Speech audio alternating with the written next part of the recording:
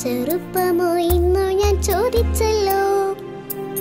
ഉന്നതനാം ദൈവം കുഞ്ഞായി വന്നിന്നും അപ്പമായി മാറിയെന്നും കുഞ്ഞിലെ ഞാൻ അറിഞ്ഞു, എന്നമ്മ പറഞ്ഞു തന്നു. നീലക്കുറിഞ്ഞിക്ക് നീല നിറം മിന്നിതെങ്ങനെ കിട്ടിയമ്മേ? നീലമയിലിന്റെ പിലിയിതെന്റെ നീല നിറമയമ്മേ? മനമിതെന്റെ മാറി നിറത്തെ കാണിച്ചിടുന്നതമ്മേ? മഴവില്ലിനു പിന്നിൽ ഞാൻ എഴുതിറങ്ങളെ കണ്ടിതു തീർച്ചയമ്മേ. മഴവില്ലിനു പിന്നിൽ ഞാൻ എഴുതിറങ്ങളെ കണ്ടിതു തീർച്ചയമ്മേ.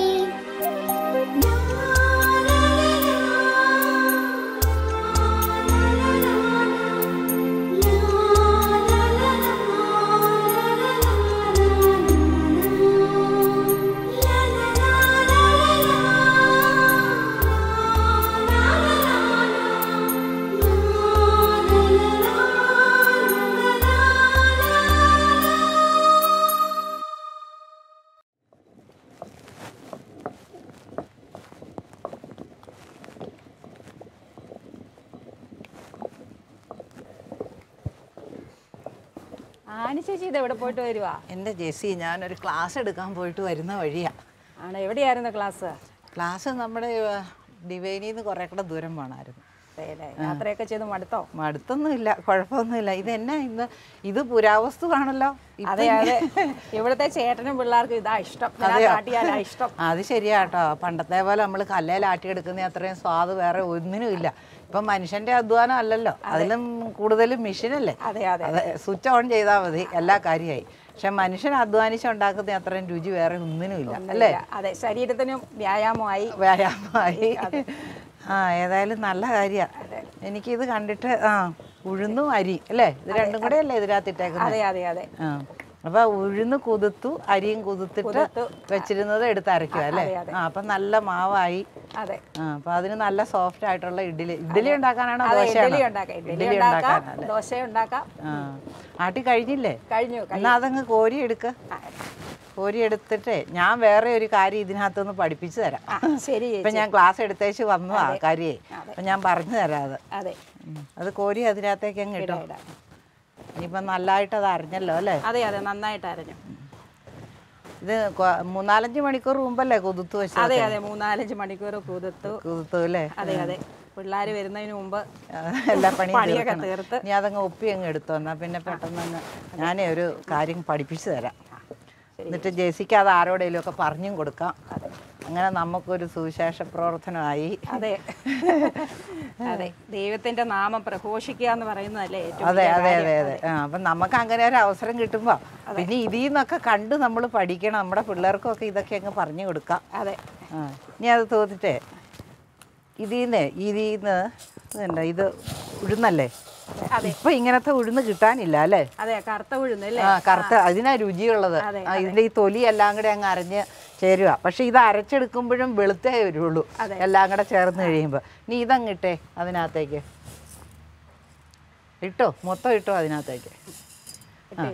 ഇത് പച്ചരിയല്ലേ? ഇത് കുതിർത്തല്ലോ, വെറും പച്ചരിയല്ലേ? ഇതും കൂടെ ഇട്ടോ. ഞാൻ ഇപ്പൊ ഒരു മാജിക്ക് കാണിച്ചു തരാം. അതും കൂടെ അങ്ങ് ഇട്ടോ. പുതിയ കാര്യങ്ങൾ പഠിക്കാന്നുള്ളതാണ്. അതുകൂടെ അങ്ങ് ഇട്ടോ, അപ്പടി ഇട്ടോ. എന്നിട്ട് അതങ്ങ് ആട്ടിക്ക്, നല്ലപോലെ അങ്ങോട്ട് ആട്ടിക്ക്. ഇതിങ്ങനെ ആട്ടി നമ്മൾ എടുക്കുമ്പോഴേ നമ്മളിപ്പോ ഈ അരച്ചു വെച്ച മാവ് ഇതല്ലേ, അരച്ചു വെച്ചേക്കുന്ന മാവ് അല്ലേ? ഇത് നല്ല സോഫ്റ്റ് ആയിട്ട് ഇത് വെച്ചു. ഈ മാവ് ഉണ്ടാക്കിയത് നമ്മൾ അരി കുതിർത്തു, ഉഴുന്നും കുതിർത്ത് എടുത്താൽ രണ്ടും കൂടെ മിക്സ് ചെയ്ത് ആട്ടിയെടുത്തപ്പോഴാണ് ഇതുപോലെ സോഫ്റ്റ് ആയിട്ട് കിട്ടിയത്. ഇത് എന്തുമാത്രം ആട്ടിയാലും ഇതുപോലെ കിട്ടുമോ എന്നൊന്ന് നോക്കിക്കേ. എങ്ങനെയാ, കിട്ടുമോ? ശ്രമിച്ചു നോക്കാം. നോക്ക, കിട്ടുമോന്ന് നോക്കിക്കേ. അത് എത്ര ശ്രമിച്ചാലും ഈ മാവ് പോലെ കിട്ടൂല. അതെ, ആകത്തില്ല. കാരണം എന്താ? അതിനകത്ത് വെള്ളമില്ല, കുതിർന്നുമില്ല. ഇത് കുതിർന്ന മാവ്, കുതിർന്ന അരിയെ, കുതിർന്ന ഉഴുന്ന്, എന്നിട്ട് അതിന്റെ കൂട്ടത്തിൽ നമ്മൾ വെള്ളം ഒഴിച്ചിട്ടുണ്ട്. വെള്ളം ഒഴിച്ച് ആട്ടിയത്. ഇത് നമ്മൾ കുതിരാത്ത ഉഴുന്നും കുതിരാത്ത അരിയും വെള്ളവും ചേർത്തിട്ടില്ല. ഇതിങ്ങനെ നമ്മൾ ആട്ടിയെടുത്തിട്ട് ഇഡ്ഡലി പാത്രത്തിൽ വെച്ച് ഉണ്ടാക്കിയാൽ ഇഡ്ഡലി ഉണ്ടാക്കിയാൽ എങ്ങനെയിരിക്കും? എങ്ങനെയിരിക്കും? അതെ, വീട്ടിൽ വഴക്കുണ്ടാക്കാൻ ഒരു കാരണമായി. അപ്പൊ ഒരു കാര്യം നമ്മൾ തിരിച്ചറിയണം, ഈ കുതിരാത്ത ഉഴുന്നും കുതിരാത്ത അരിയും ചേർന്ന് വെള്ളമില്ലാതെ ആട്ടിയാൽ ഒരിക്കലും ഇതിനൊരു സോഫ്റ്റ്നെസ് കിട്ടില്ല. ഇത് നമുക്ക് രുചികരമായ ഒരു ഭക്ഷണ പദാർത്ഥമായിട്ട് ഉണ്ടാക്കിയെടുക്കാനും പറ്റില്ല. അപ്പം ഇതിൽ നിന്ന് നമുക്ക് വലിയൊരു കാര്യം നമുക്ക് മനസ്സിലാക്കാൻ പറ്റും. ഇന്നത്തെ നമ്മുടെ ജീവിതം ഇങ്ങനെ തന്നെയാണ്. ഇപ്പൊ ഈ നല്ല മാവ് കിട്ടിയത് കൊണ്ട് നമ്മൾ അരച്ചതെ നല്ലപോലെ ഇഡ്ഡലി വെച്ചിട്ടുണ്ടല്ലോ. എന്തൊരു ഭംഗിയാ, നല്ല സോഫ്റ്റ് ആയിട്ടിരിക്കുന്നു കേട്ടോ. കൊള്ളാം. ഇത് ഇഡ്ഡലി ഇങ്ങനെ കിട്ടുകയും ചെയ്യും. പക്ഷേ ഈ കുതിരാത്ത ഉഴുന്നും കുതിരാത്ത അരിയും വെള്ളം ചേർക്കാതെ ആട്ടിയെടുത്ത് ഇതിനകത്ത് കോരി ഒഴിച്ചാൽ ഈ ഇഡ്ഡലി പോലെ കിട്ടുമോ? കിട്ടൂല. ശരിയല്ലേ? കിട്ടില്ല. ഇങ്ങനെ തന്നെയാണ് ജേസി നമ്മുടെ ജീവിതവും. വ്യക്തിപരമായിട്ട് നമ്മൾ ചിന്തിച്ചാലും കുടുംബമായിട്ട് നമ്മൾ ചിന്തിച്ചാലും നമ്മുടെ ജീവിതം ഇങ്ങനെയാണ്. കാരണം നമ്മളെല്ലാം വ്യക്തികളല്ലേ. ഓരോ വ്യക്തികളായിട്ട് ഈശോ നമ്മളെയൊക്കെ സൃഷ്ടിച്ച് ഈ ഭൂമിയിലേക്ക് ഓരോ ദൗത്യം തന്നു വിട്ടിരിക്കും. അപ്പം നമുക്കൊക്കെ കിട്ടിയത് എന്നതാ?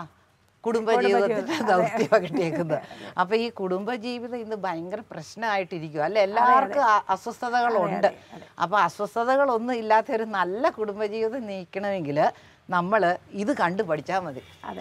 ഇതിനകത്തേക്ക് അതായത് നമ്മൾ കുതിർത്ത ഉഴുന്നെടുത്ത് വെള്ളം ചേർത്ത് അരച്ചപ്പോൾ അത് മയമുള്ള മാവായി പുഴുങ്ങിയെടുത്തപ്പോൾ നല്ല മയമുള്ള രുചികരമായ ഇഡ്ഡലി. അത് കഴിക്കാൻ എല്ലാവർക്കും ഇഷ്ടമാണ്. അതേസമയം ഇത് കഴിക്കാൻ ഇഷ്ടമല്ല. അതായത് പുറുപുറാന്നിരിക്കും ഇത്. അത് രൂപ കിട്ടില്ല, ഷേപ്പ് കിട്ടില്ല, മയം കിട്ടില്ല, രുചി കിട്ടില്ല. അപ്പം ഇത് നമ്മളൊന്ന് തിരിച്ചറിയണം. നമ്മളെ ഈശോ സൃഷ്ടിച്ച് ദൈവിക സ്നേഹം നിറച്ച.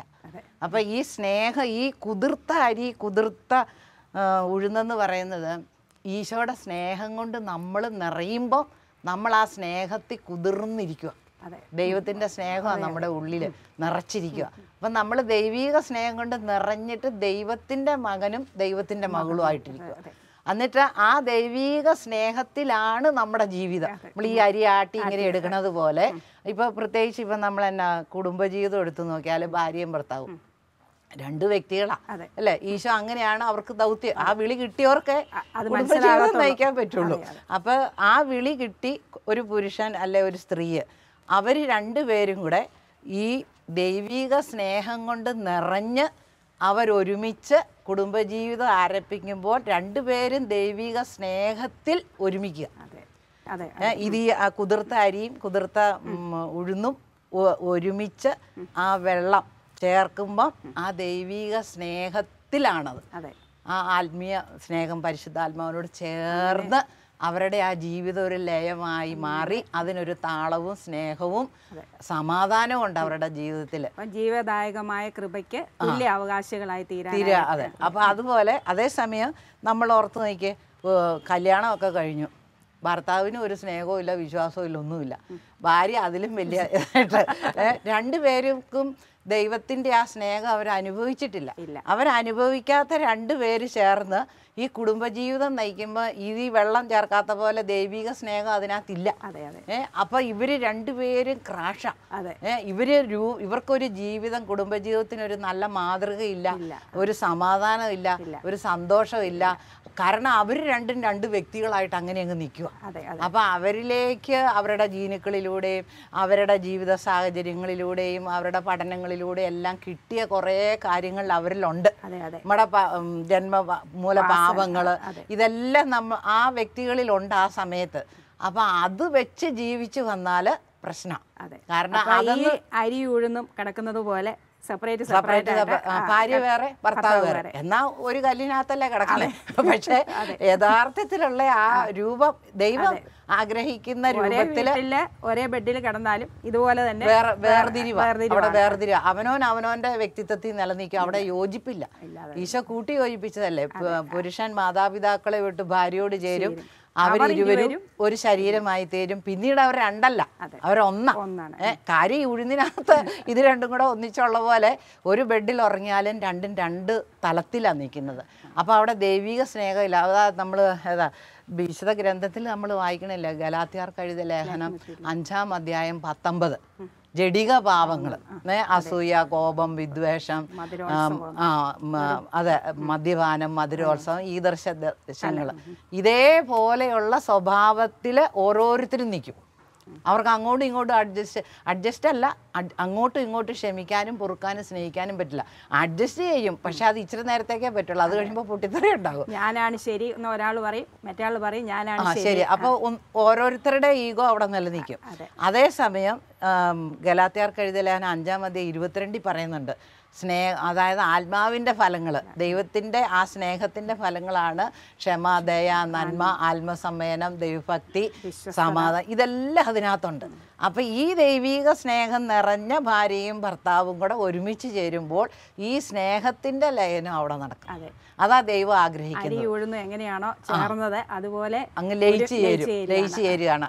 അപ്പം അവരിലൂടെ പുറത്തേക്ക് വരുന്ന ഓരോ പ്രവൃത്തിക്കും വാക്കുകൾക്കും രുചിയേറും. ഇപ്പം നമ്മൾ ഈ മയമുള്ള ഇഡ്ഡലി മാവ് കണ്ടില്ലേ, അതുപോലെ കുതിർന്ന അരിയും കുതിർന്ന ഉഴുന്നും വെള്ളം ചേർത്തപ്പോഴാണ് ഇങ്ങനെയായത്.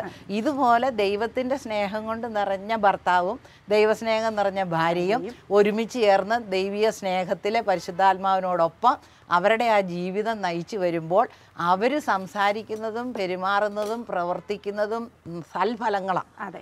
അത് കേൾക്കുന്നവർക്ക്, അത് മക്കള് കേട്ട് പഠിക്കുകയാണെങ്കിൽ അവരും ആ ലെവലിലേക്ക് വരും. അപ്പൊ ആ രുചികരമായ ഒരു ഇഡ്ഡലി ഉണ്ടാക്കിയെടുക്കാൻ പറ്റുന്ന പോലെ ഈ നമ്മുടെ കുടുംബജീവിതം കൊണ്ട് നമുക്ക് അനുഗ്രഹിക്കപ്പെട്ട ഫലം പുറപ്പെടുവിക്കാനായിട്ട് സാധിക്കും.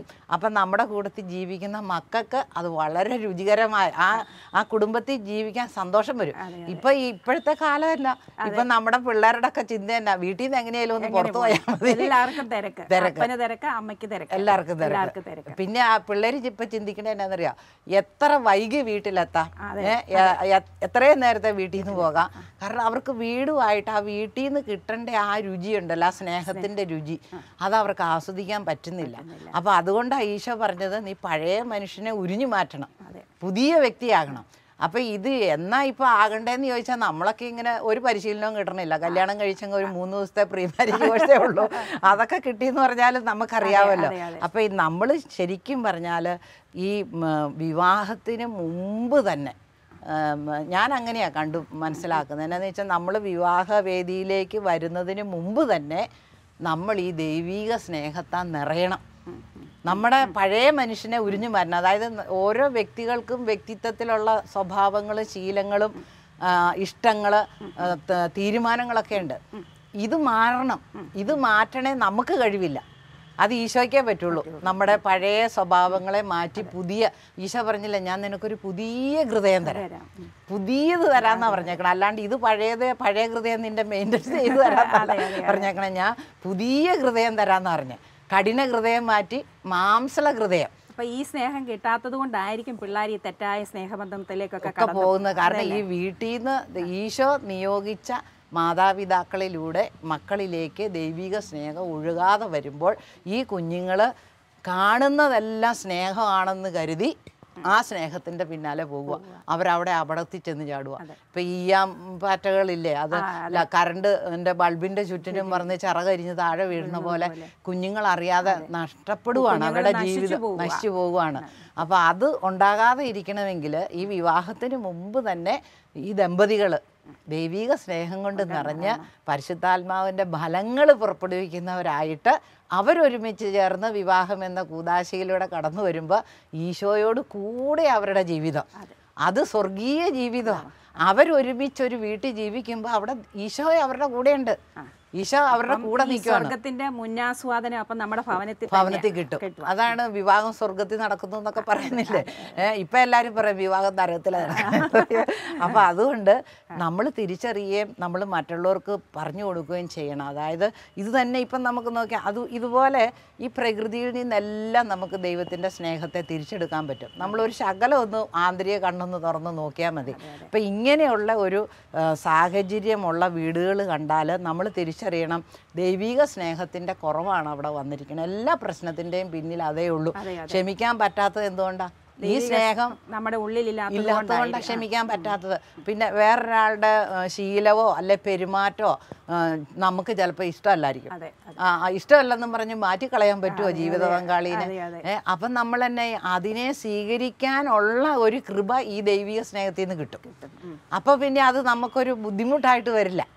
ദൈവത്തിൽ നിന്ന് ജീവിത പങ്കാളിയെ നമ്മൾ ഹൃദയത്തിൽ സ്വീകരിക്കുകയാണെങ്കിൽ നമുക്ക് അവരുടെ തെറ്റുകൾ നമുക്ക് അഡ്ജസ്റ്റ് ചെയ്യാൻ പറ്റും. അപ്പൊ ഈ ദൈവിക കരങ്ങളിൽ നിന്ന് സ്വീകരിക്കുന്നു എന്ന് പറയുന്ന ഇതാണ് ആ ബോധ്യം. ഈ ജീവിത പങ്കാളിയെ ദൈവം എനിക്ക്, അതായത് നീ അനാദികാലം മുമ്പേ ഞാൻ നിനക്കായി സൃഷ്ടിക്കപ്പെട്ടവളാണ് ഇവളെന്നാണ് നമ്മൾ തോബിതിന്റെ പുസ്തകം വായിക്കുന്നുണ്ട് അതിനകത്ത്. അപ്പൊ ചേർന്ന തുണ. അപ്പൊ അങ്ങനെ ദൈവം തെരഞ്ഞെടുത്ത് തരുന്നതാ. അവിടെ രണ്ടുപേരുടെയും വിശദീകരണം ഉണ്ട്. അതുകൊണ്ട് കൊറിന്തോസാർക്ക് എഴുതിയ ലേഖനത്തിൽ പറയുന്നുണ്ടല്ലോ, അവിശ്വാസിയായ ഭാര്യ ഭർത്താവ് മുഖേനയും അവിശ്വാസിയായ ഭർത്താവ് ഭാര്യ മുഖേനയും വിശുദ്ധീകരിക്കപ്പെടുന്നു. അപ്പൊ ഈ ദൈവിക സ്നേഹത്തിൽ നിറഞ്ഞ് അവർ ജീവിക്കുമ്പോൾ പരസ്പരം അവർ വിശുദ്ധീകരിക്കപ്പെട്ടുകൊണ്ടിരിക്കുക. ആ സ്നേഹം ശക്തമാകുക. അപ്പൊ ആ ദൈവത്തോട് ചേർന്നുള്ള ആ ജീവിതം ഭയങ്കര ആനന്ദകരമായ ഒരു ജീവിതം. അതിന് പകരം ഇന്ന് കഷ്ടപ്പെട്ട് നരക തുല്യമായിട്ട് ജീവിക്കുന്ന കാണുമ്പോൾ ഈ ലോകത്തിന്റെ മോഹങ്ങൾക്കനുസരിച്ച് ജീവിക്കാൻ ശ്രമിക്കുന്നതാണെന്ന് തോന്നുന്നു. ഈ ലോകത്തിൽ നിന്ന് ദൈവത്തിൽ നിന്ന് കിട്ടാത്തത് ലോകത്തിൽ നിന്ന് കിട്ടുമെന്നാണ് എല്ലാവരും അങ്ങനെ ഒരു മിഥ്യാധാരണയാണ്. ഈശോ നമ്മളിൽ ഉറപ്പായിട്ട് ഇതെല്ലാം വെച്ച് തന്നിട്ടാ ഈ ജോലിക്ക് വിളിക്കണ. കാരണം വിവാഹം എന്ന കൂദാശയിലേക്ക് എല്ലാവർക്കും വിളി കിട്ടൂല. ഇപ്പൊ വൈദികനാകാൻ വിളിക്കും, കന്യാസ്ത്രീ ആകാൻ വിളിക്കും. കുടുംബജീവിതത്തിലേക്ക് അതൊരു വിളിയാ. അത് ഈശോ ആ വിളി നമ്മളെ വിളിക്കുമ്പം ഈ വിളിക്ക് അനുയോജ്യമായ സകല കൃപകളും തന്നിട്ടാണ് ഈശോ വിളിക്കണേ. അപ്പം നമ്മുടെ ഈശോ നമ്മുടെ ശരീരത്തിലും നമ്മുടെ മനസ്സിലും ആത്മാവിലും ഹൃദയത്തിലും ഒക്കെ അങ്ങ് നിറഞ്ഞു തുളുമ്പി നിന്നാൽ നമുക്ക് ഒരു പ്രശ്നമില്ല. കാരണം കാര്യങ്ങളെല്ലാം നടത്തുന്ന ആരാ? തമ്പുരാനാണ്. ഈശോ നടത്തി തരും. അപ്പൊ അതുകൊണ്ട് ഇത് വായിച്ചിട്ടുണ്ടോ? കത്തോലിക്ക സഭയുടെ നോക്കാറുണ്ട്. അതല്ലേ, അതിനകത്ത് ഇതിനെക്കുറിച്ച് ഒരു വചനം പറഞ്ഞിട്ടുണ്ട്. അതായത് 1604 പറഞ്ഞേക്കുന്നത്, സ്നേഹം മൂലം മനുഷ്യനെ സൃഷ്ടിച്ച ദൈവം സ്നേഹത്തിലേക്ക് അവനെ വിളിക്കുന്നു. ഏതു മനുഷ്യ വ്യക്തിയുടെയും മൗലികവും സഹജവുമായ വിളിയാണത്. എന്തെന്നാൽ സ്നേഹം തന്നെയായ ദൈവത്തിൻ്റെ ഛായയിലും സാദൃശ്യത്തിലുമാണ് മനുഷ്യൻ സൃഷ്ടിക്കപ്പെട്ടിരിക്കുന്നത്.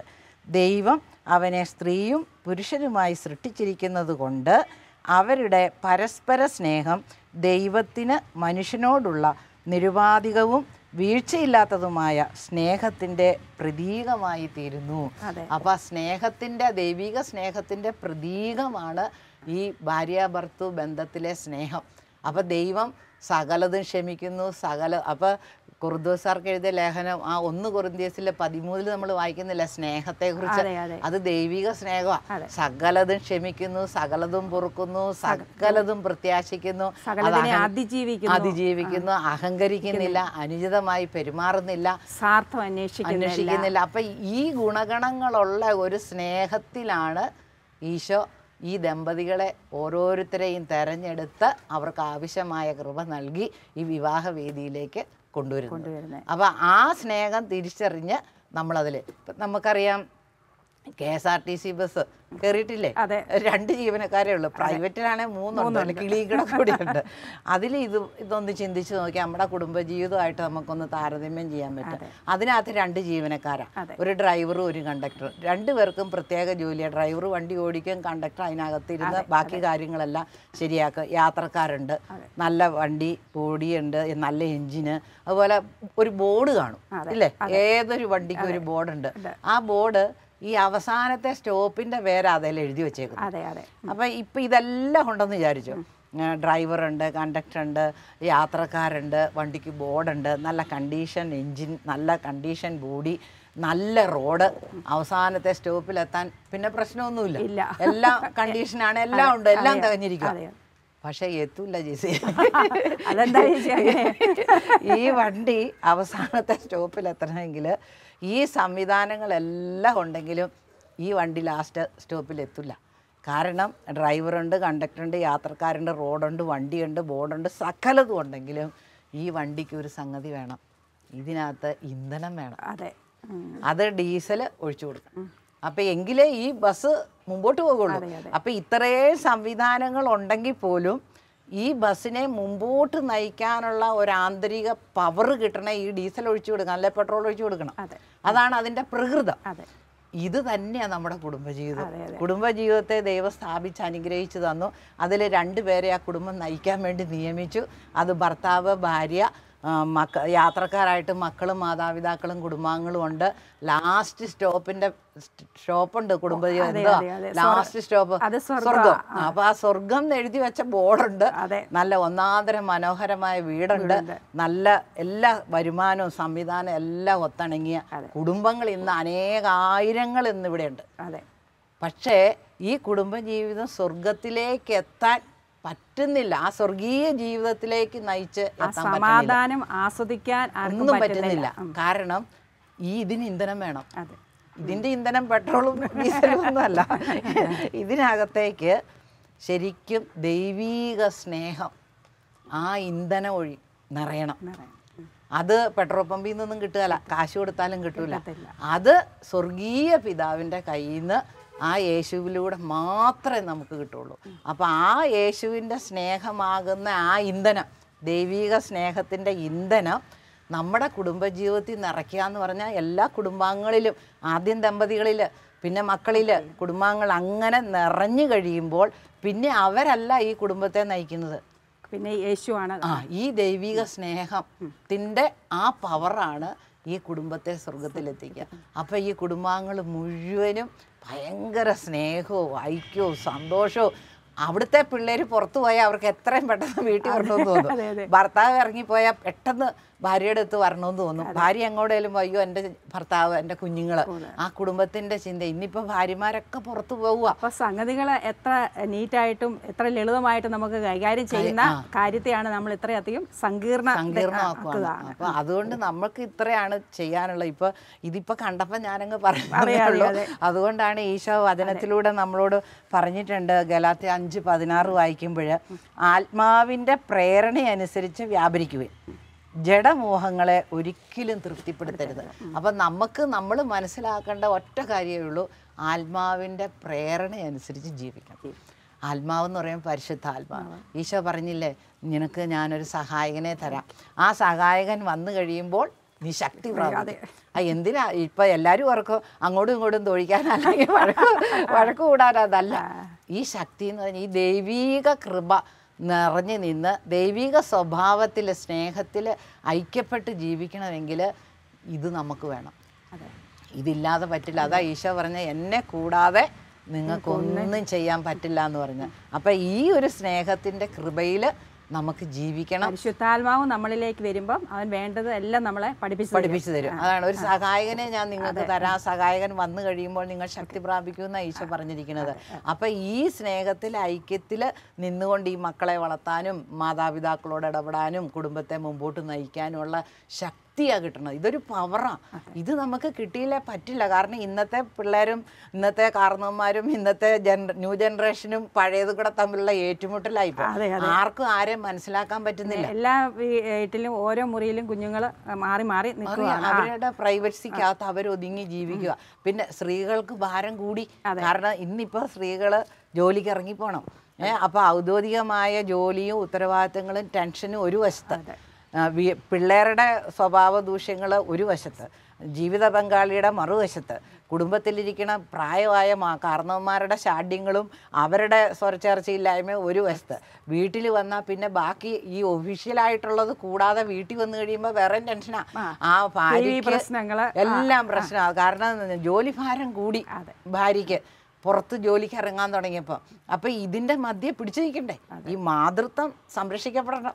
അപ്പം ഈ മാതൃത്വത്തിലൂടെ ആ മാതൃത്വത്തിൻ്റെ മഹനീയത ലോകത്തിന് വെളിപ്പെടുത്തി കൊടുത്തുകൊണ്ട് നമ്മുടെ അടുത്ത ജനറേഷനിലേക്ക്, ആ തലമുറകളിലേക്ക് ഈ മാതൃത്വത്തിൻ്റെ ആ ഒരു സൗഖ്യം കൊടുക്കണമെങ്കിൽ നമുക്ക് ഈ ദൈവിക സ്നേഹത്തിൽ നിറഞ്ഞേ പറ്റുള്ളൂ. അല്ലെങ്കിൽ ഇരട്ടി നിറയണമെന്നേ ഞാൻ പറയുള്ളൂ. കാരണം എന്നാന്ന് വെച്ചാൽ ഇന്നത്തെ സ്ത്രീകൾ ജോലിക്കിറങ്ങി ഭയങ്കര 100 കൂട്ടം പ്രശ്നങ്ങളിലാണ് ഇന്നൊരു സ്ത്രീ ഇടപെടണം. പണ്ടിങ്ങനെ ആട്ടിയൊക്കെ എടുക്കാറ്. ഇന്ന് ആട്ടാൻ പോയിട്ട് സ്വിച്ച് ഇടാൻ നേരമില്ല. ഇന്ന് കിട്ടുമെങ്കിൽ ഇൻസ്റ്റൻറ്റ് ഇഡ്ഡലി കടയിൽ നിന്ന് മേടിക്കുന്ന റെഡിമെയ്ഡ് ഇഡ്ഡലി മേടിച്ച് വീട്ടിൽ കൊണ്ടുവന്ന് വയ്ക്കുക, രുചിയൊന്നും ഇല്ലെങ്കിലും തിന്നേണ്ട ഗതികേടാ മക്കൾക്കും മറ്റുള്ളവർക്കും. അപ്പം നമുക്കിതെല്ലാം ചെയ്യാനായി ഇപ്പം ജെസ്സി ഇത് ചെയ്യുന്നില്ലേ, അപ്പം ഇതെല്ലാം ചെയ്യാൻ നമുക്ക് കൃപയുണ്ട്, കഴിവുണ്ട്. പക്ഷേ ഇത്രയും കാര്യങ്ങളിലൂടെ ഒരമ്മ കടന്നു പോകുമ്പോൾ അതിനനുസരിച്ച് കൃപയ്ക്ക് മേൽ കൃപ വർഷിച്ചു തരുന്ന ദൈവം, വർദ്ധിപ്പിച്ചു തരും കർത്താവ്.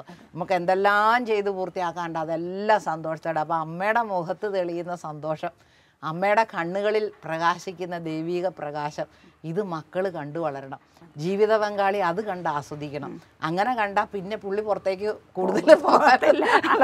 അപ്പോൾ വീടുമായിട്ടുള്ള അറ്റാച്ച്മെൻറ്റ്, നമ്മുടെ കുടുംബാംഗങ്ങളെ ചേർത്ത് പിടിക്കാനുള്ള കൃപ, അത് ദൈവിക സ്നേഹത്തിൽ നിന്ന് മാത്രമേ കിട്ടുള്ളൂ. അങ്ങനെ നമുക്ക് പിടിക്കണം, തിരിച്ചു പിടിക്കണം നമ്മുടെ കുടുംബത്തെ. ഇപ്പം ചിന്ന ഭിന്നമായി പോയിരിക്കുന്നതും സമാധാനം ഇല്ലാത്ത കുടുംബത്തെ നമുക്ക് ശരിക്ക് തിരിച്ചു പിടിക്കണം. അതിനുവേണ്ടി പ്രാർത്ഥിക്കണം. ഇന്ന് ഞാൻ അതിനൊരു ക്ലാസ് എടുക്കാൻ പോയി. ഇന്ന് മാതൃവേദിയുടെ ഒരു ക്ലാസ്സിന് പോയി. നന്നായിരുന്നു. അമ്മമാരൊക്കെ ഇനി ഈശോ എപ്പോഴും നന്നായിട്ട് പിന്നെ നമ്മൾ പ്രാർത്ഥിക്കണം, ഈശോയെ ദൈവിക സ്നേഹം കൊണ്ട് എന്നെ നിറയ്ക്കണമേ എന്ന് എത്ര പ്രാവശ്യം നമുക്ക് പറയാവോ അത്രയും ഹൃദയപൂർവ്വം ഈശോയോട് പറയണം. അത് സുഹൃതജപം പോലെ ചെല്ലണം. പണ്ടൊക്കെ അമ്മമാരും നമ്മളെ പഠിപ്പിക്കൂല, എൻ്റെ അമ്മ എൻ്റെ ആശ്രയമേ എന്നൊക്കെയല്ലേ നമ്മൾ പറഞ്ഞുകൊണ്ടിരുന്നത്. ഇത് ഇനി നമ്മൾ ഇങ്ങനെ ചെയ്യണം. ഈശോ കർത്താവായ യേശു ക്രിസ്തുവെ ദൈവീക സ്നേഹം കൊണ്ട് എന്നെ നിറയ്ക്കണേ. കർത്താവായ യേശു ക്രിസ്തുവെ ദൈവിക സ്നേഹം കൊണ്ട് എൻ്റെ കുടുംബത്തെ നിറയ്ക്കണമേ. കർത്താവായ യേശു ക്രിസ്തുവെ ദൈവിക സ്നേഹം കൊണ്ട് ലോകം മുഴുവനും നിറയ്ക്കണേ. ഇതൊരു സുഹൃതജപമായിട്ട് നമുക്ക് ചെല്ലാം. അപ്പം നല്ല മയമുള്ള ഇഡ്ഡലിയുണ്ട്, ഇനി അതൊക്കെ കഴിക്കാം അല്ലേ. അപ്പം ഇനി ഇത് നമുക്ക് വേസ്റ്റ് ആക്കി കളയാനേ പറ്റുള്ളൂ, കാരണം ഇതുകൊണ്ട് ഉപയോഗമില്ല. ഇത് കുതിർന്നിട്ടില്ല. നമ്മുടെ കുടുംബജീവിതങ്ങളും ഇങ്ങനെ പോകാതെ ഇരിക്കാനായിട്ട് നമുക്ക് പ്രാർത്ഥിക്കാം. അപ്പം എന്നാൽ ഇനി അത് ഭാര്യ മാറ്റിയിട്ട് ഇനിയിപ്പോൾ അരച്ചെടുത്ത് കഴിഞ്ഞാൽ ഇപ്പൊ ജോലി അതങ്ങ് പോട്ടെ, സാരമില്ല, അത് നമുക്ക് കോഴിക്ക് കൊടുക്കാം അല്ലേ. ശരി ജെസ്സി, ഞാനെന്നാ ഇറങ്ങിക്കോട്ടെ. ഇപ്പൊ കണ്ടപ്പോ ഇതിലെ പോയപ്പോ ഞാനൊന്ന് കേറി വന്നു. ഇവിടെ വന്നത് വളരെ നന്നായി. ഇത്രയും കാര്യങ്ങളൊക്കെ നമുക്ക് പഠിക്കാൻ പറ്റും. ഇത് കൂട്ടുകാരോടൊക്കെ പറഞ്ഞു കൊടുക്കാം. അങ്ങനെ വേണം നമുക്ക് രക്ഷിക്കാൻ. ഇനിയിപ്പോ ക്ലാസ്സിനൊന്നും അവർക്കൊന്നും വന്നിരിക്കാൻ നേരമൊന്നുമില്ല. അപ്പൊ നമ്മളിങ്ങനെ വീട്ടിൽ കൂടെ തിരക്കുകാരല്ലേ. അത് തന്നെ. എന്നാ ശരി കേട്ടോ, ഓക്കെ.